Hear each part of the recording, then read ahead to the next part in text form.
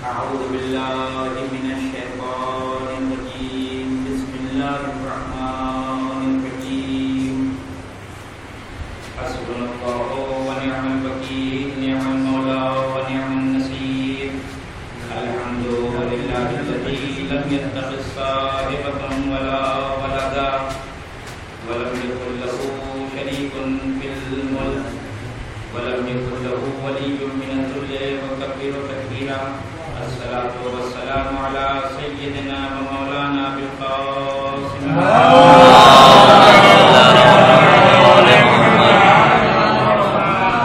وعلى الطيبين الطاهرين المعصومين المظلومين ولعنة الله على أعدائهم أجمعين أما بعد فقد قال الله الحكيم في كتابه الكريم وهو أشرف الصادقين بسم الله الرحمن الرحيم ولقد كتبنا في الزبور من بعد الذكر أن الأرض يرثها عبادي الصالحون صلى الله عليه وسلم.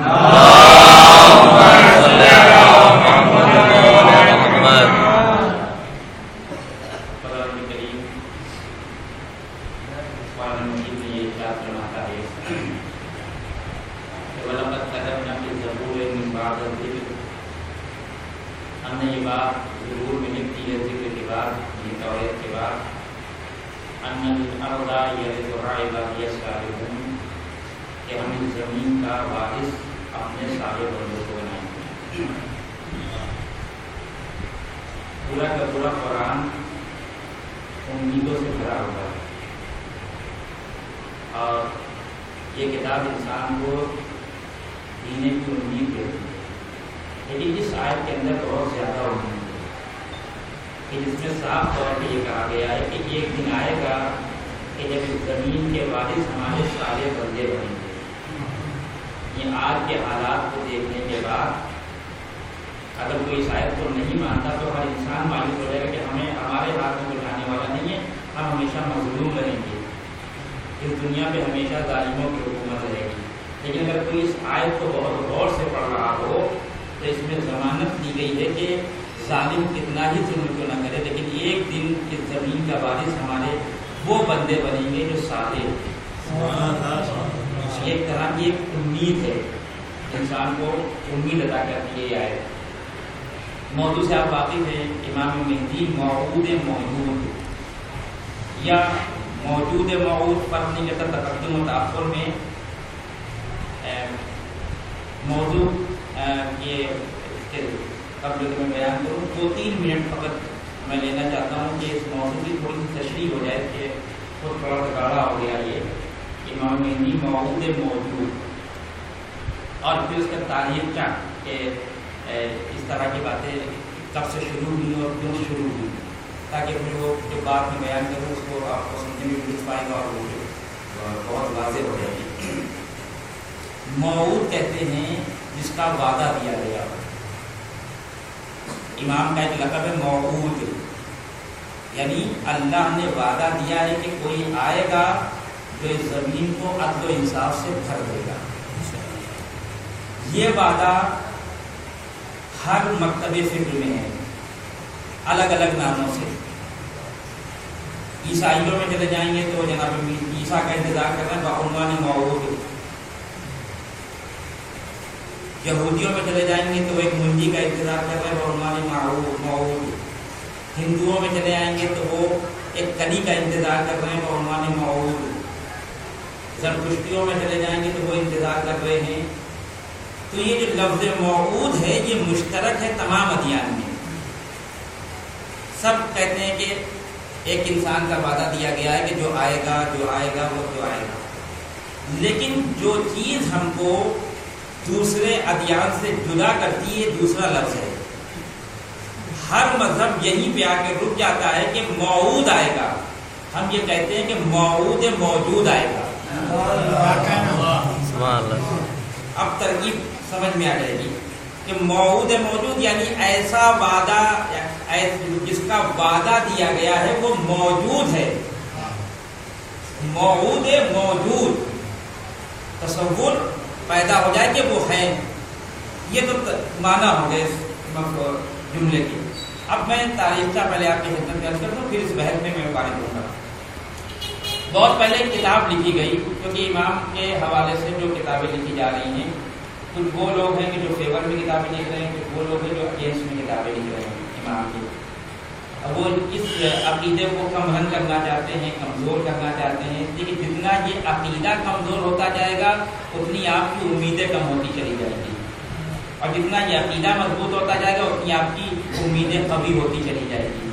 کتنا بھی ظلم کیوں نہ ہو جائے، اگر رسول کی حدیث پہ یقین ہے تو اتنی امید تو ہے کہ ایک دن آئے گا کہ جب دنیا عدل و انصاف سے بھر جائے گی، اور اسی بیس پہ لوگ لڑ رہے ہیں ظالموں سے، ورنہ جو ان کے پاس قوت ہے اس کو دیکھنے کے بعد تو امید ٹوٹ جانا چاہیے، لیکن ان کی قوتوں کے بعد اپنے ذوق کے ساتھ بھی امید کا باقی رہنا اس بات کی دلیل ہے کہ کوئی ہے جو ہماری امیدوں کو باندھے ہوئے ہے۔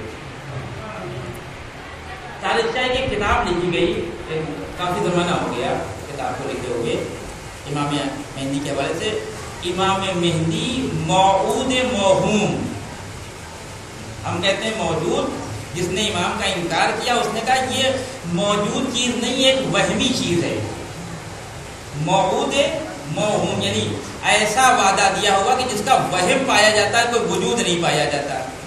یہ بہت پہلے کتاب لکھی گئی، اس میں اپنے ادلہ پیش کی گئی کہ اس وقت پرانے زمانے میں ابن تیمیہ موجود تھا کہ جس نے ڈائریکٹ امام کے وجود کے اوپر حملہ کیا اور سرے سے انکار کر دیا امامت کا، ان ساری چیزوں کا۔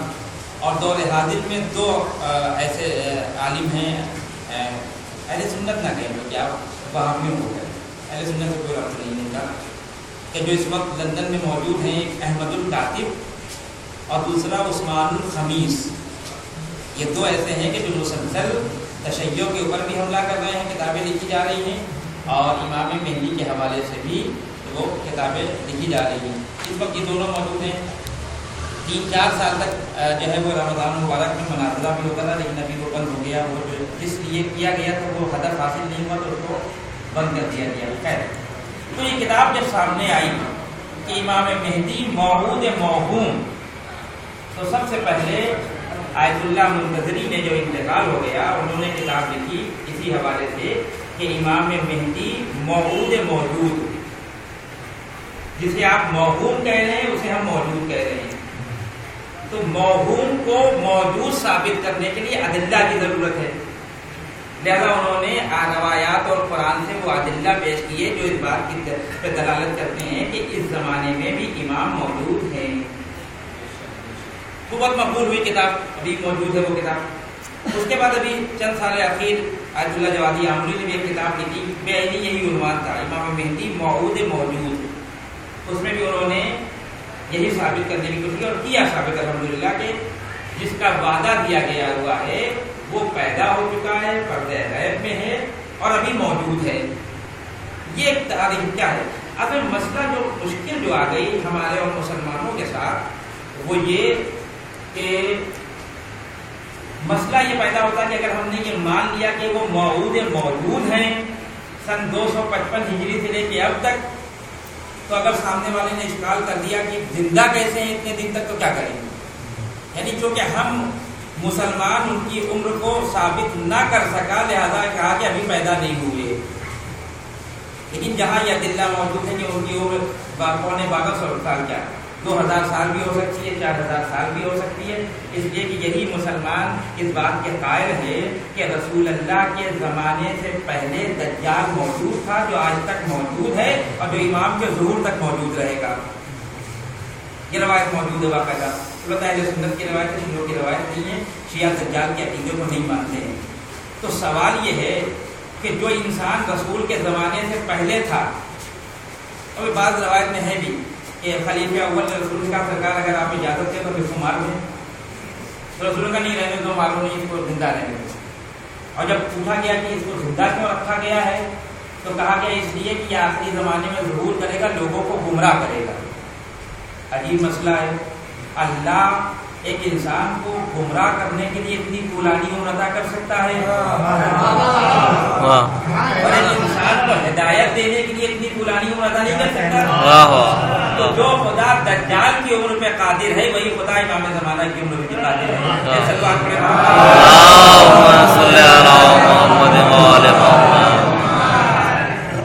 یہ تاریخ کا جو میں نے آپ کی خدمت میں کیا. اب میں اصل بحث میں والد توجہ سنیے گا کیونکہ بہت سادہ بہت سنجیدہ بحث ہے کہ امام موجود ہیں اور ہمارے درمیان ہیں. روایات کرتی ہیں کہ جب امام ظہور فرمائیں گے تو کتنے ایسے کچھ نصیب ہوں گے جو کہیں گے ان کو دیکھ کے کہہ رہے ہم نے ان کو حج کے موقع پہ دیکھا تھا, یہ تو ہمارے ساتھ طواف کر رہے تھے, یہ تو ہمارے ساتھ مینا کے میدان میں قربانی پیش کر رہے تھے. تو اس وقت معلوم ہوگا کہ ہم نے ان کو دیکھا. اب سوال یہ ہے کہ پیدا ہو گئے ہیں اور پیدا ہوں گے کا فرق کیا ہے, ہماری زندگیوں میں اس کا فرق کیا پڑے گا. مجھے بس یہی عرض کرنا ہے کہ فرق کیا پڑے گا. ایک فرقہ وہ جو کہتا ہے کہ پیدا ہو گئے, ایک فرقہ وہ کہتا ہے کہ پیدا ہوں گے. تو یہاں پہ ایک علمی بحث آ گئی علماء کے درمیان. وہ علمی بحث یہ ہے کہ آیا آپ مہدی شخصی کے قائل ہیں یا مہدی نوعی کے قائل ہیں. کیا مطلب مہدی شخصی, کیا مطلب یعنی ایک خاص انسان جو حسین ابن علی کی نسل کا نواں بیٹا ہوگا, جو امام حسن عسکری کا بیٹا ہوگا, جو رسول اکرم کا بیٹا ہوگا, جو قریش میں سے ہوگا, جس کی نشانیاں یہ ہیں, یہ مہدی ہے جس کو کہا جاتا ہے مہدی شخصی. یا ہر وہ انسان کے جو آ کے یہ نعرہ بلند کرے کہ ہم دنیا کو عدل و انصاف سے بھر دیں گے وہ مہدی ہو جائے گا. یہ علمی بحث ہے. میں بہت سادہ سی مثال دے کے بات کو واضح کرنا چاہتا ہوں کہ مہدی نوعی کا کیا مطلب ہوتا ہے, مہدی شخصی کا مطلب کیا ہے, اثرات زندگی میں کیا ہوتے ہیں اس کے. ایک میں نے اس جو میں بیان کرتا ہوں کچھ حصے میں نے رانی منڈی میں اس کے پڑھے تھے, میں نے اس کو میں دوہرا رہا ہوں اس لیے کہ اب وہ زمانہ میں سمجھتا ہوں کہ ختم ہو جانا چاہیے کہ یہ کہا جائے کہ ایک بات کو 2 مرتبہ پڑھ دیا. جب آپ شاعروں سے مطالبہ کر سکتے ہیں 10 مرتبہ تو ذاکروں کے بارے میں آپ یہ کہتے ہیں کہ ریپیٹ کر دیا. ہاں ریپیٹ اس وقت غلط ہوگا کہ جب وہ ریپیٹ کرنا کوئی فائدے مند نہ ہو, کیونکہ اللہ نے رسول اکرم سے کہا فذکر ان الذکر تنفع المؤمنین, آپ یاد دلاتے رہیے, جو کہ یاد دلانا مومنین کے نفع میں ہے, فائدے میں ہے. اور میں سمجھتا ہوں وہاں پہ اس میں شاید کوئی نہ ہو. تو سوال یہ ہے کہ مہدی نوعی اور مہدی شخصی کا فرق کیا ہے. بہت سادہ اس نے بات. ایک مجلس کا انعقاد کیا آپ نے, اس کا پرچہ چھپایا اور جو لوازمات ہوتے ہیں وہ سب ساری چیزیں آپ نے لکھی کہ کس زمانے میں ہوگی, کس مکان پہ ہوگی, کیا ہوگا کیا ہوگا کیا ہوگا. اور آخر میں آپ ایک چیز اور لکھتے ہیں کہ خطیب خطابت کرے گا. جو لوگ اپنی باتوں کو بہت پوشیدہ رکھنا چاہتے ہیں وہ پرچے میں خطیب کا نام نہیں ڈالتے ہیں, اور جو لوگ نہیں پوشیدہ رکھنا چاہتے ہیں چاہتے ہیں کہ لوگ آ جائیں خطیب کے نام سے آ جائیں, وہ خطیب کا نام القاب کے ساتھ ڈالتے ہیں.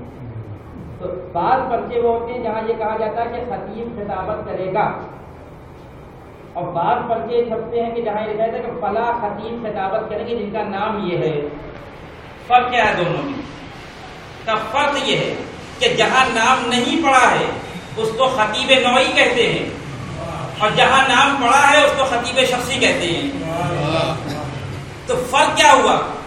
ایک صاحب نے نام نہیں ڈالا خطیب کا, یعنی خطیب نوعی کا اعلان کیا, اور جب مجلس کا وقت آیا مومنین آ کے جمع ہو گئے, سب بیٹھ گئے انتظار میں کہ بھائی مجلس میں آئے, کوئی خطیب شاندار آئے گا, آ کے پڑھے گا, ہم کو لطف آئے گا. تو صاحب خانہ نے ایک بچے کو بٹھا دیا مجلس پڑھنے کے لیے 1 گھنٹے کی. اب وہ بچہ تھا, وہ کیا پڑھتا بیچارہ.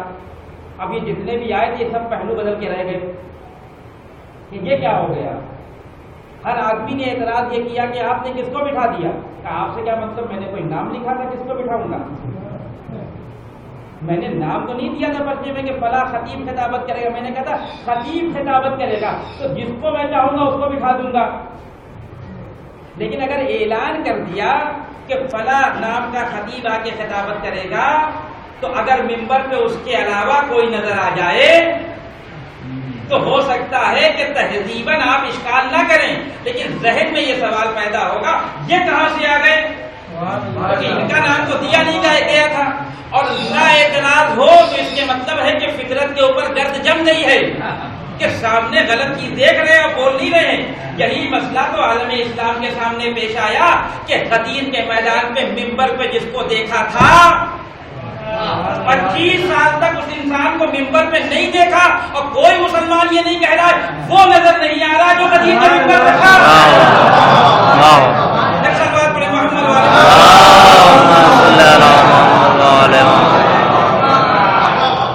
وہ نہیں ہے جس کو ہم نے حدیث کے ممبر پہ دیکھا تھا. 25 سال تک اس ممبر پہ دوسرے لوگ آتے رہے اور پبلک خاموش رہی.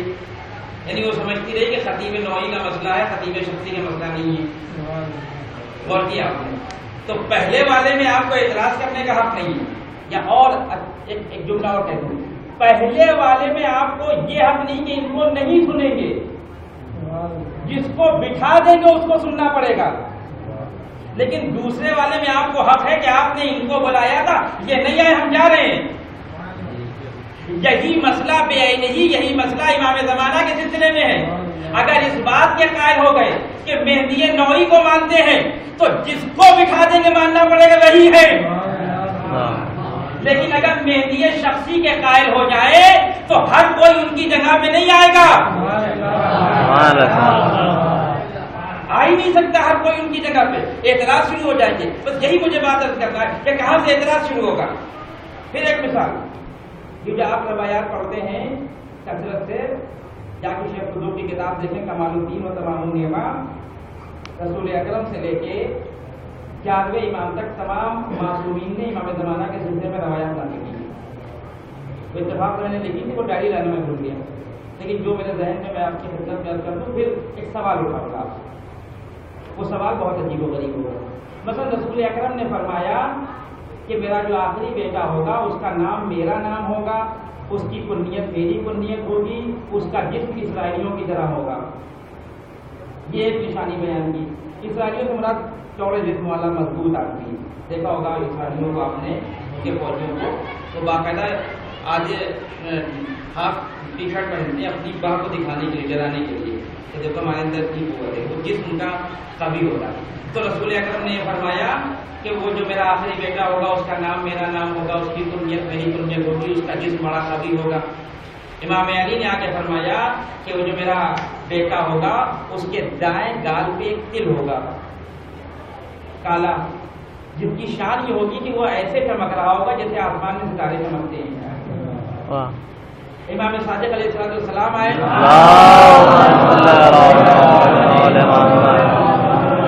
اور انہوں نے کہا کہ وہ میرا بیٹا جو ہوگا اس کی دونوں بھویں اور ایبرو ملی ہوئی ہوں گی. امام باقر آئے, انہوں نے کہا کہ میرا جو بیٹا ہوگا اس کی پیشانی چوڑی ہوگی. دوسرے امام رضا علیہ السلام آئے, انہوں نے کہا کہ میرا جو بیٹا ہوگا نہ اس کا قد بہت زیادہ بلند ہوگا نہ بہت زیادہ پست ہوگا, وہ میانہ قد کا ہوگا. یہاں تک روایتوں میں بیان کیا گیا کہ ان کی آنکھوں کا رنگ کیا ہوگا, ان کے دانت کا انداز کیا ہوگا, ان کے لبوں کا انداز کیا ہوگا. تو سوال یہ ہے کہ ان نشانیوں کو بتانے کا ہدایت سے کیا ربط ہے؟ اور اگر ان نشانیوں کا ہدایت سے کوئی ربط تھا تو جس طرح سے آخری امام کے لیے نشانیاں بیان کی گئی ہیں دیگر ائمہ کے لیے بیان کیوں نہیں کی گئی؟ اگر ہدایت کا ربط ہے, اور اگر ہدایت کا ربط نہیں ہے تو بیان کیوں کی گئی؟ اتنی دقت کہ ان کی آنکھوں کا رنگ ایسا ہوگا, ان کی بھووں کا انداز ایسا ہوگا, ان کی پیشانی ایسی ہوگی, ان کا جسم ایسا ہوگا, ان کا یہ ساری چیزیں یہ کیوں ہے؟ کیا اس لیے کہ اس سے پہلے جو آئے ان کے بارے میں یہ شک نہیں کہ یہ ہے کہ کوئی اور ہے. وہ تو ہر امام اپنے بات بیان کرتا ہوا چلا گیا کہ یہ ہے, ولیعہد بناتا چلا گیا, اپنا جانشین بناتا چلا گیا.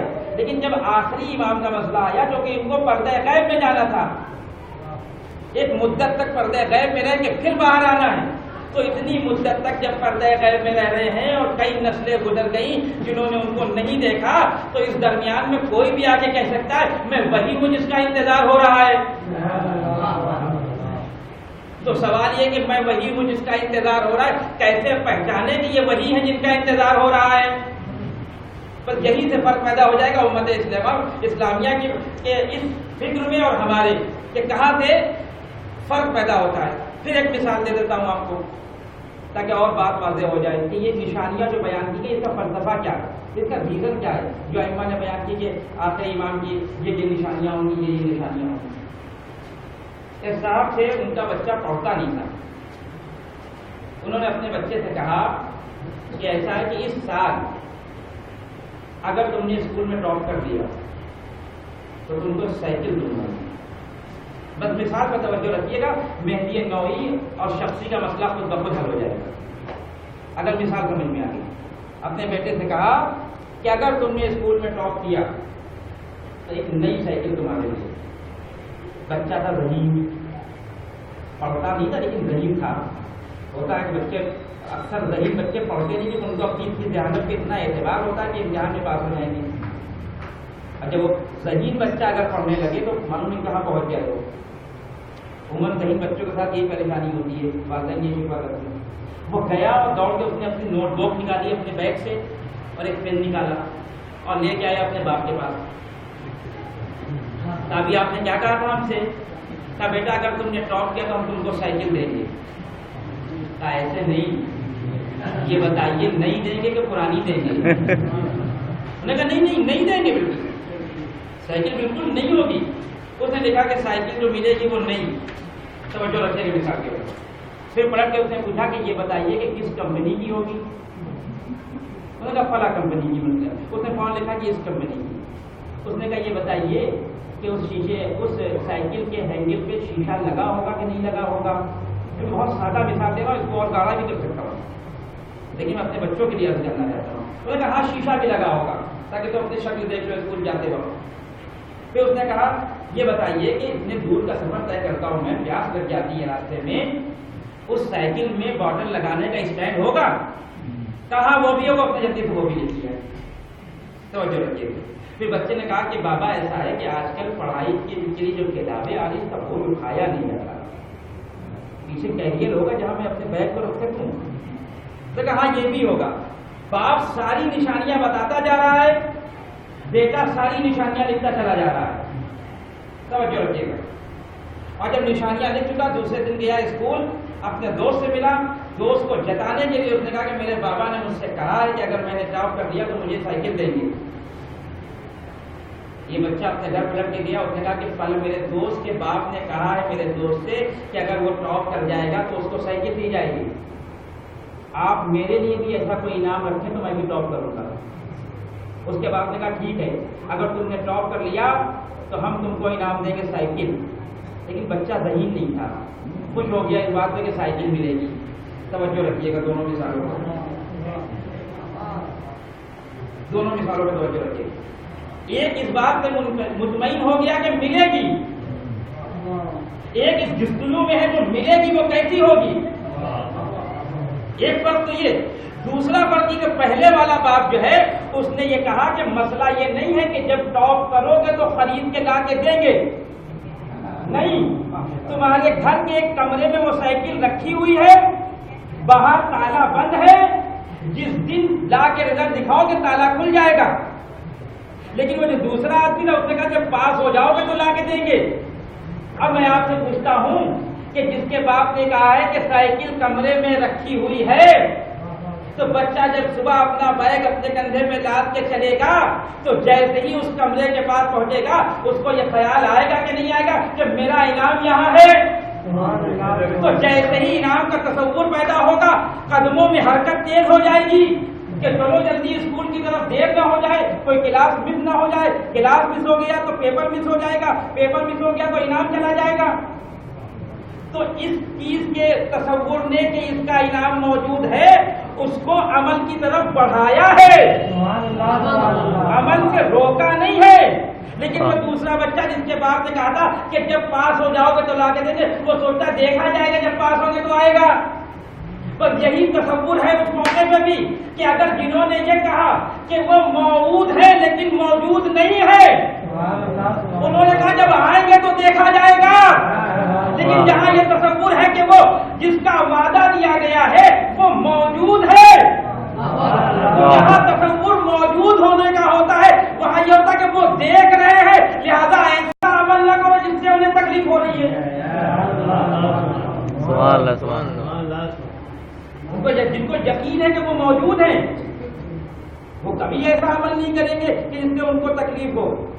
اور جتنا ہم کو یقین پیدا ہو جائے گا کہ وہ ہے اتنا ہمارے عمل میں بہتری پیدا ہوتی چلی جائے گی. یہ ایک مسئلہ. خیر دونوں بچے پڑھتے رہے سال بھر.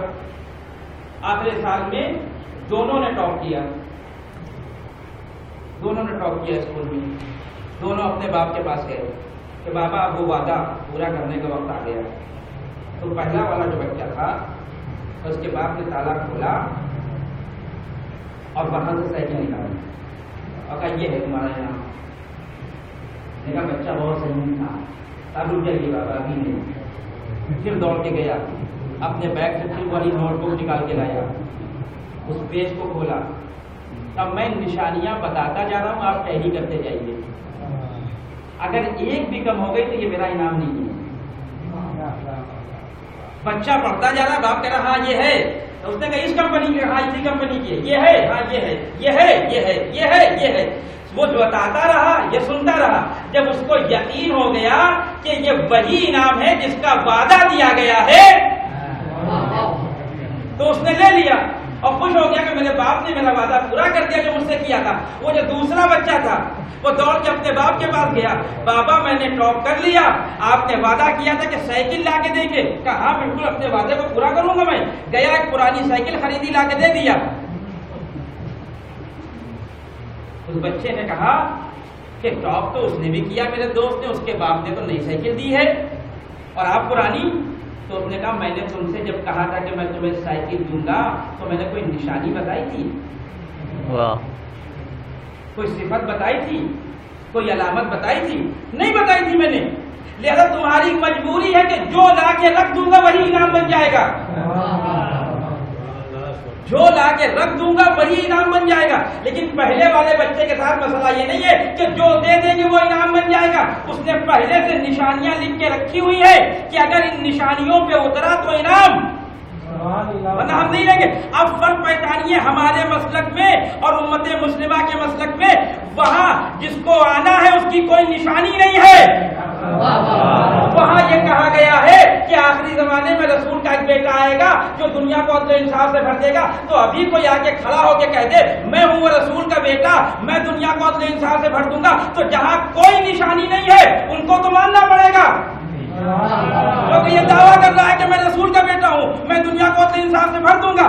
بش نے بھی دعویٰ کیا تھا کہ مجھے اللہ نے فرشتہ بنا کے بھیجا. تو جہاں نشانیاں نہ ہو وہاں تو قبول کرنا ہی پڑے گا. لیکن اگر ہمارے بزم میں کوئی آ جائے یہ کہتا ہوا کہ ہم وہی ہیں جس کا تم انتظار کر رہے ہو, تو ہم کتاب کھول کے کہیں گے ذرا وہ نشانی بتائیے جو رسول نے ہم سے کہا تھا, ذرا وہ نشانی بتائیے جو علی مرتضیٰ نے بیان کی تھی. آپ کی بھووں کا انداز کیسا ہے, آپ کے دانت کیسے ہیں, آپ کا وجود کیسا ہے, آپ کا جسم کیسا ہے.